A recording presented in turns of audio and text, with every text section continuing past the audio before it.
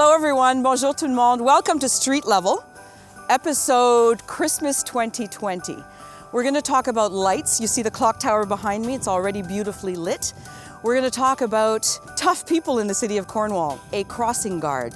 Those are some of the toughest folks doing really good work. We're going to talk about staying active during this winter season, walking past a skating rink that's in production here in Lamoureux Park. You're going to be able to walk at the Benson Centre. You're going to be able to see a solar panel bus shelter that's now in town. We're going to talk about a beautiful project called Cards of Hope. So this is Christmas, Noël, Cornwall. Bienvenue.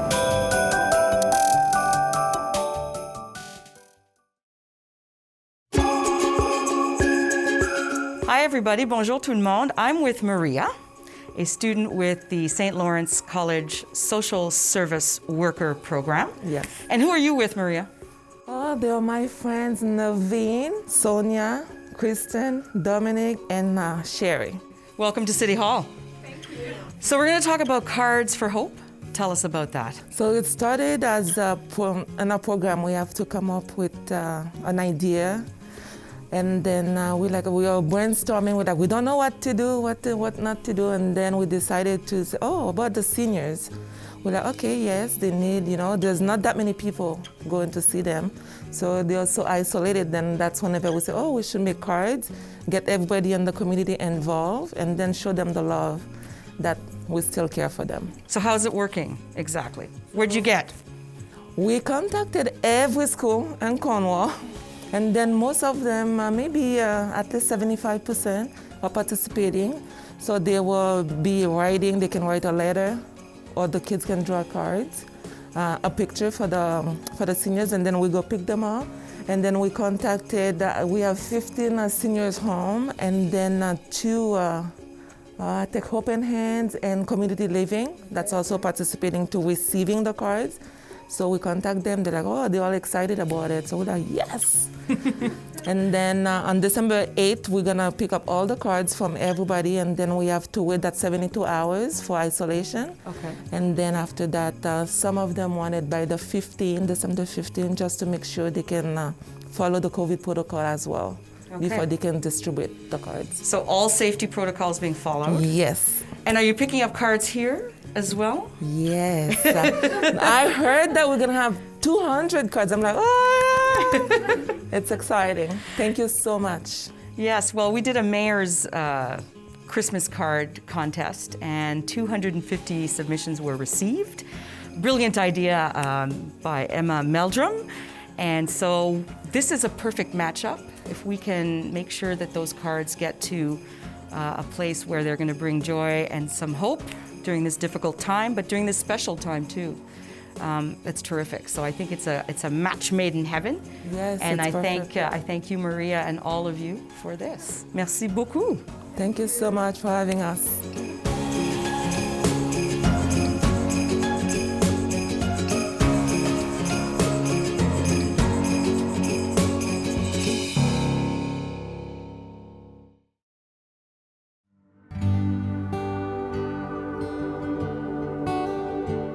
My name is Rose Durley. It's D-U-R-L-E-Y. And what do you do for a living, Rose? Right now, I'm a school guard for 44 years. Can you tell me why you decided to be a crossing guard 44 years ago? Oh my God, I just love the kids because I was doing other things besides this, like home care.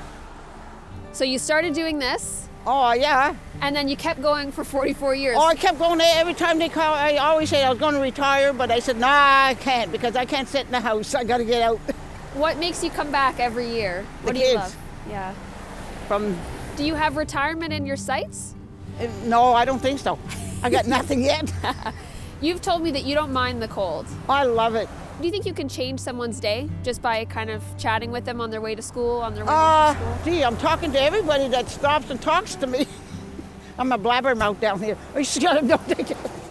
How do you stay warm all winter long? Because you're out here when it's minus 30. You got to dress warm, and I got the hot pods. But I keep moving around. I walk here and I walk down there.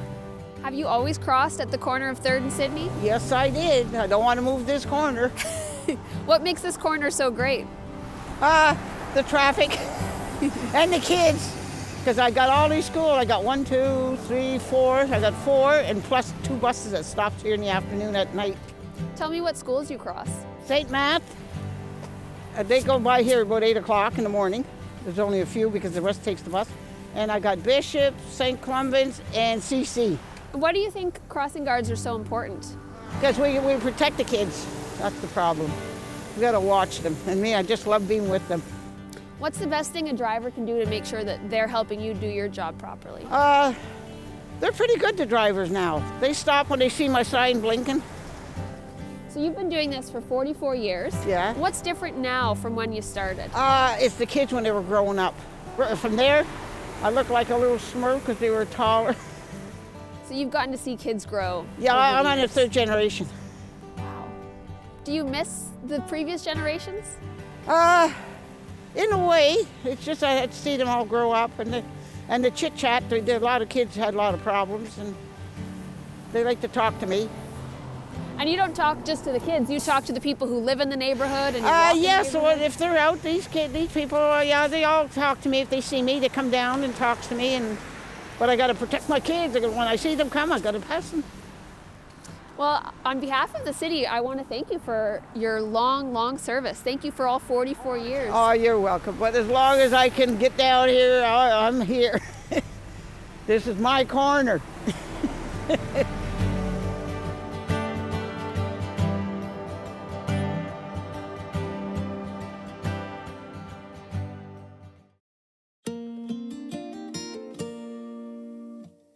Hi, my name is Ron Lozo. I've been with the city coming up on 31 years. In the winter, this is my home and my job. Plowing the streets for the residents of Cornwall, making sure they get home safe, and my family included. We have designated runs. Our main arteries are considered class 1s, and those are what we strive to clear ahead of anything. Our class 2 secondary routes, there's designated runs as well, but we have 24 hours to clear those. It's legislation. All municipalities across Ontario follow these same rules and guidelines. So generally, as a rule of thumb, when it starts, we clear our class 1s. After our class 1s are good, then we move into the secondary routes and start cleaning and salting and whatever has to be done in those areas. The salt shed is very convenient for us. We were so used to the thing that been around forever that really wasn't cutting it anymore. It was long overdue. So when we pull up here, this is the area where we fill up with our magnesium. And at that time, after we fill our chambers, we drive ahead and we're loaded with salt from the loader operator, topped up, and then we drive out the other end. It's fairly quick. So our tanks right here, that's the magnesium. We have 2 different types. One is for the milder temperatures, and the other one, at one point, they'll fill up, is for colder temperatures that will actually activate the salt quicker. So these hoses right here are where we fill up at the back of our units. They're all different, but then I pull up to this section here, and our loader operator tops up the load. And then we drive out. People they get frustrated when they're behind a plow, but they don't realize what that's doing to the plow operator, following too close, trying to pass. Very dangerous for them and myself. I gotta have eyes on all sides of my head.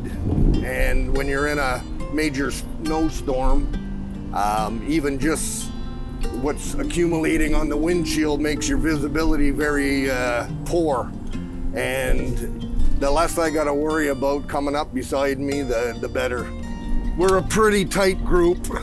The camaraderie, we all work hard, not just plow operators. Every aspect of municipal works as hard. We don't get the recognition that we necessarily deserve sometimes, and that's fine. We're paid to do what we do, but we try to put as much effort and into our job, giving 100% and doing what's necessary to complete our task. The most challenging aspect of my job, it depends on the storm. I mean, some storms like this, relatively very easy for us. When you get into major snowstorms where you're trying to accomplish getting everything from curb to curb and creating passage in those first passes so that the traffic can get through. The traffic is actually part of this that helps us, because once our application is put down as for calcium and salt, the traffic is what's going to carry it through to these areas and bear our roads. We sometimes get dirty looks and people giving us gestures with their hands. You kind of know what I'm talking about. We're over the center line. Now, to do my job, I need to be over the center line, because if I don't get that, what happens is when I put my salt and calcium down, the way it works, there's a crown on the road, and that liquid has to slowly thaw. As you can see here, it's slowly going to make its way to the curb and bear all that. But if I leave that stuff in the center, it can't work off the crown. So people think that we're doing something that we shouldn't be, but it's part of the operation, part of what has to get done to bear these roads. Or if we're putting salt down at times and the roads are bare, people look at that as like, what are they doing? But there's a reason for everything we do, and we're being guided by our foreman according to what the protocol is to put the application rate down, and we're being directed by our superiors on what to do. So this isn't something that we just decide to do, it's all part of it.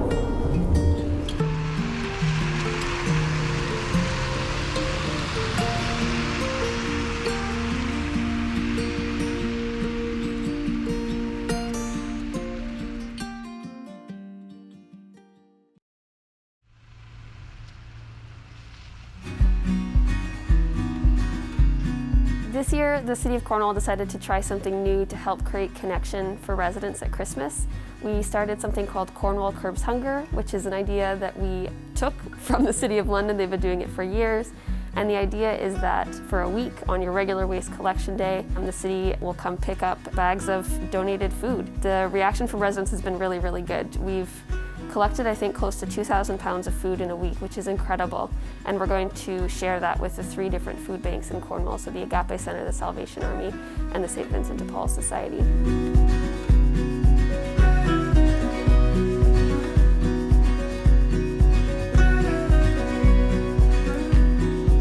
I want to thank all the staff who collected food this week in the rain and the snow and the cold. Steve, Lori, and Dave.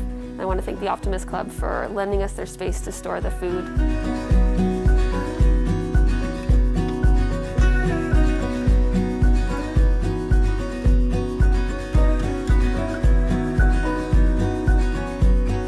The Cornwall Square was also an excellent partner this year. They collected food in their food court, and I'm excited to hear how many pounds of food was donated there. This is definitely going to be a different Christmas for everybody, but I think there's lots that we can do to create connection and feel that sense of community spirit. So you can learn more at cornwall.ca/connected.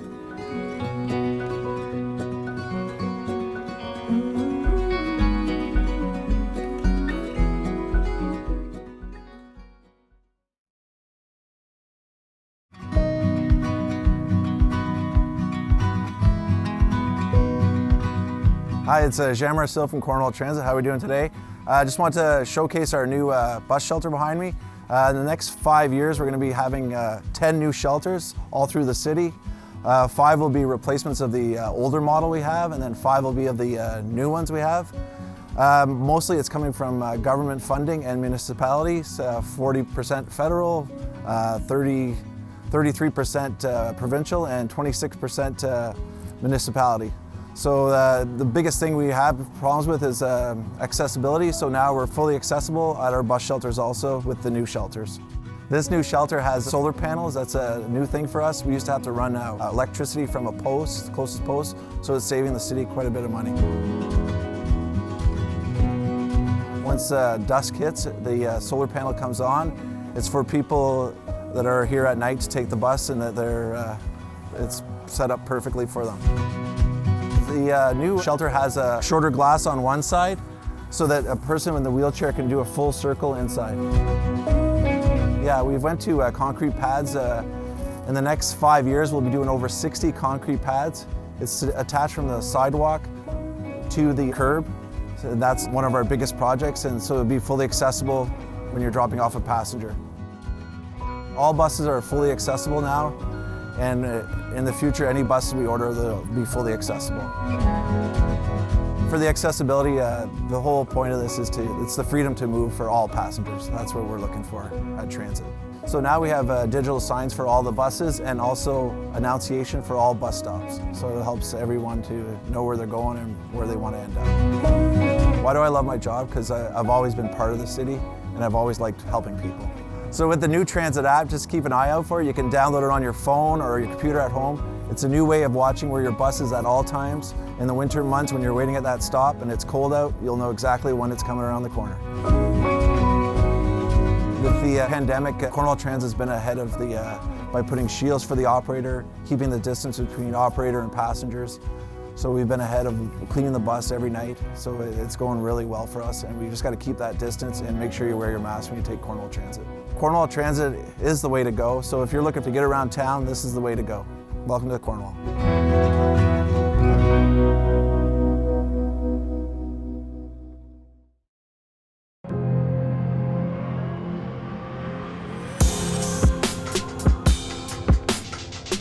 Hello, Emma. Hi, Councillor McDonald. How are you? I'm really great, and welcome to the Benson Centre walking. Thank you. Can you set the stage for us? What's going on here this morning? Well, for sure. What's going on here this morning is what goes on every day now that the Benson Centre has opened up the field house again. I'll tell you, people were so hungry to have indoor access again. Although, I have to tell you, this is a city of walkers. People walk everywhere here. Of course, we've got these great bike paths, for outdoor walking. But when it's, winter's coming, and even when it's a really rainy day, I think people need indoor access, and this is really great. Yeah, so the Benson Centre, the field house is open for walking Monday to Friday, 7 a.m. to 12 p.m. Yeah. And then of course those outdoor paths are open all the time, which is Yes. lovely. Yes. Can you talk about the importance of maybe physical activity, especially during a pandemic winter? Yes. If you look around, you see that there's a lot of people with gray hair in this room. And I don't know if this is typical of seniors as opposed to working age people, but you tend to get sedentary as you get older, or in fact, you've got the opportunity to be sedentary. So you have to really guard against that because it's obviously not good for you. And walking is such a wonderful exercise. It's good for cardio, it's good for just everything. So, and apparently, this is one of the hazards of COVID that isn't too publicized, but people have been gaining weight. So people, as you see around you, are taking the opportunity to guard against that and walking every opportunity. What's kind of lovely too about walking at the Benson Centre is it's pretty straightforward, right? You show up, you make your appointment if we're in the orange. Yep. And if you're in yellow, you can just drop in. That's right. You sign the screening form, you come in and you start walking. Like it's really, Yes, it doesn't yes. cost anything. There's no. Right, and you see we've got such superior ventilation in this building. We can't walk here without mentioning the floor. This is a cushioned floor. And so if anybody has any difficulties, any bone problems, knees or hips or ankles, this is the place to walk. And I know you mentioned that there's lots of gray hair in the field house, but the people without gray hair maybe are also allowed to come walking. Oh, there are all ages here, there's no question. In fact, something that I miss right now, and I hope it'll open again, we used to walk here when mums and tots were exercising, and it was such a delight. It was entertainment, because if you put a couple of babies in a room, they play with each other. But if you put 20 in a room, they have a great time. So it's like a party going on in the middle with these toddlers, you know, who can't really reach each other, but they're gooing and gawing, and the mother's working around the outside. This is really a full-service building. And that's good entertainment for the walkers too, to see that happen. Oh, it is. So I know that you're not just a walker, you're also a swimmer. Yes. And the Aquatic Centre is open. Can you talk a bit about what's available at the Aquatic Centre right now? Oh, yes. Well, actually, everything is available, but the scheduling, of course, is more precarious than here, because you see, if we had a whole lot of people here, we could walk in the middle as we're doing. But at the Aquatic Centre, typically the pool is divided into lanes.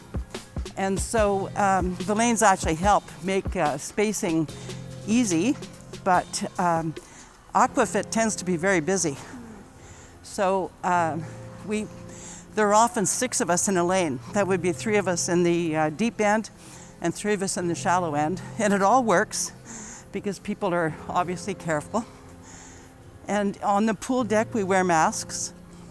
In fact, it's kind of funny because you shower, put your mask back on. By the time you get to the pool deck, your mask is wet, but you take it off to enter the pool. And then afterwards, put it on again to walk out to the dressing rooms.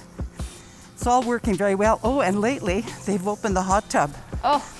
Mind you, we can only have 5 people there, but it's just so wonderful to be able to. That's a treat after a workout like Aquafit. Yes, it right? is. Yeah. So, I mean, just to wrap up, we've talked about the importance of physical activity and what's open. What are you looking forward to maybe for the rest of the winter? Oh, well, I'm hoping at some time that the complex might open again. Emma, this is kind of silly, but to do a mile here, you have to go around 9 times. At the complex, you only have to do 6 times. And just psychologically, 6 laps seems shorter than 9. And of course, you get the view of the river. But of course, the ventilation there is probably not quite what it is here. So they are doing some exciting work at the complex right now too, replacing all the seats in the building. So oh, good. Yeah, so it'll look different when it finally reopens. You know, the city has taken so many opportunities to sort of, you know, jump ahead when things are shut down during COVID. That's really great news. Definitely. Well, thanks for chatting with me. Okay, well, I really enjoyed this. This is a great series. Thank you.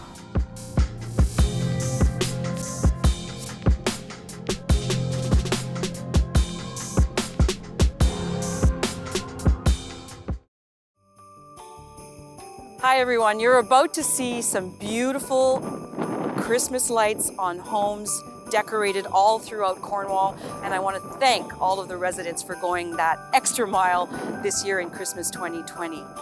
I want you to stay connected this Christmas. Go to cornwall.ca for tips on how to stay connected. Check out the website for the map of all the Christmas lights that you will see in Cornwall.